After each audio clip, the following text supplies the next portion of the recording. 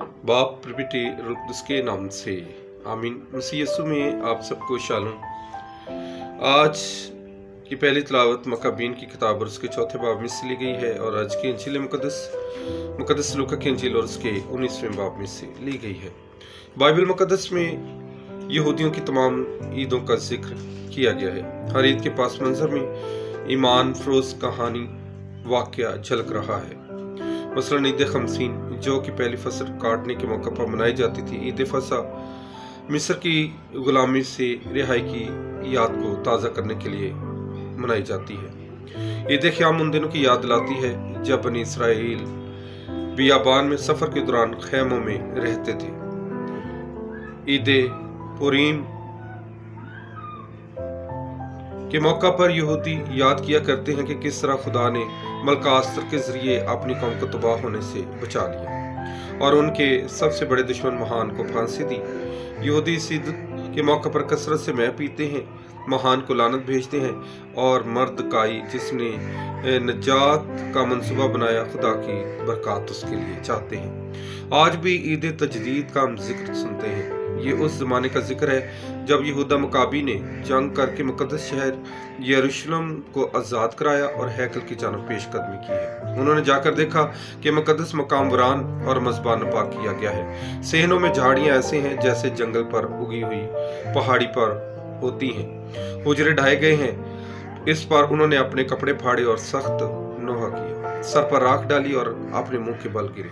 यहूदा मकाबी ने आदमी मुकर्रर किए जो फौज के मुकाबले पर जाएं और खुद साथियों के साथ मिलकर हैकल को पाक किया और बुतों की कुर्बानियों वाले पत्थरों को बाहर फेंक दिया।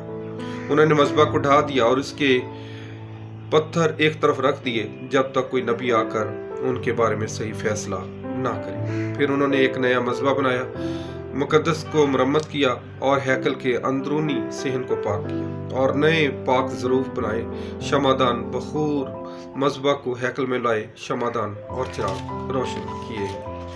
यहूदा मकाबी ने पूरी कौम से अपील की कि वो हर साल 9वें महीने की 25 तारीख को 8 दिन तक हैकल की तखसीस और तहारत की ईद मनाई। और एक रवायत के मुताबिक यहूदा मकाबी और उसके साथियों ने ईद तजदीद के दिन हैकल में एक चिराग रोशन किया जिसमें जैतून का तेल सिर्फ एक दिन के लिए था, मगर वो मौजूदाना तौर पर 8 दिन तक जलता रहा।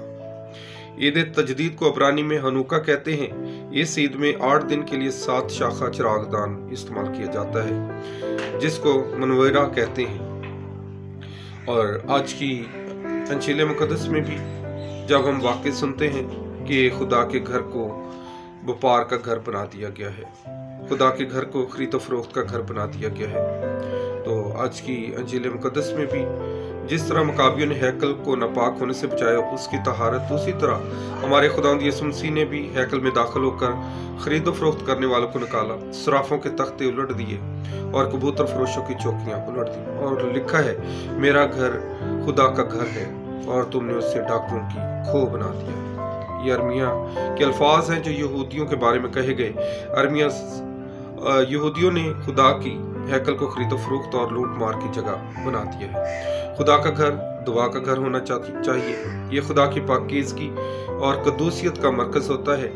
यहाँ लोगों की इबादत और तमजीद करने के लिए लोग आते हैं। ये बरकत और सलामती का वसीला होता है। किस कदर जुल्म और सफाक और जालिम लोग होते हैं वो जो खुदा के घर को नजर आतिश करते हैं, उसे बर्बाद करते हैं। एक मजहब के लोग जोश जुनून में आकर दूसरे मजहब के रूहानी मराकज़ को तबाह कर देते हैं। आइए इन सकाफत के लिए दुआ करें जहाँ बाहमी एहतराम हकीकी इबादत के जरिए लोग खुदा से बरकत पाएंगे और एक दूसरे का ख्याल रखेंगे। आज की तमाम तिलावतें हमारे लिए सबक रखती हैं कि हमने खुदा के घर की हिफाजत और इज्जत करनी है कि खुदा वहाँ पर हमेशा मौजूद होता है।